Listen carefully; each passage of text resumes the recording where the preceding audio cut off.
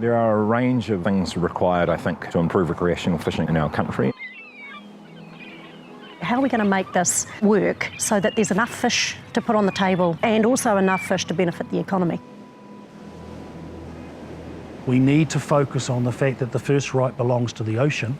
How do we get a fair balance across the customary, the recreational and the commercial that addresses us all? We have a complex fishery and we have a fisheries management regime that we seem to be struggling with. We have multiple voices and they're saying a range of things. There's still always those issues between the competing fishing sectors where there's just simply not enough to go around. The issues of allocation, how we actually have a sustainable fishery and then split it up between the various sectors that would like to have more of it in most cases. I think the issue of balance between access is the same in all countries. There is a tension between the commercial and the recreational and the customary. There are a few examples around the world where people are starting to look at these things and make some management decisions. The Western Australian model of involvement of all sectors in fisheries management is one that's worth having a look at.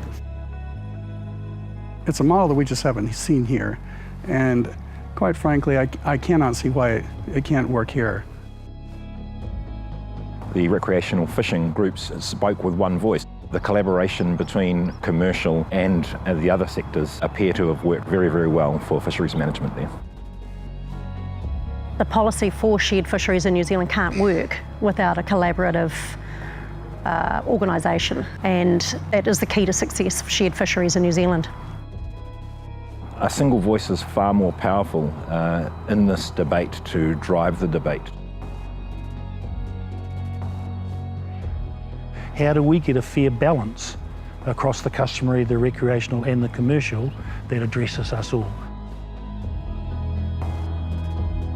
We've seen it on the rugby field that if there's only one or two people out there playing, we're bound to lose. But if we all play as a good team, well then we win all the time. And we can do the same in fisheries.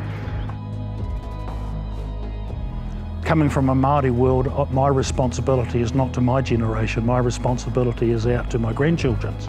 I have a responsibility to leave the natural environment in a better condition that I found it in. Well, my hopes for the future is that all the fishing sectors learn to share the space and share the resources. My hopes for the future in Fisheries New Zealand is to be part of the establishment of an organisation that encompasses all sectors.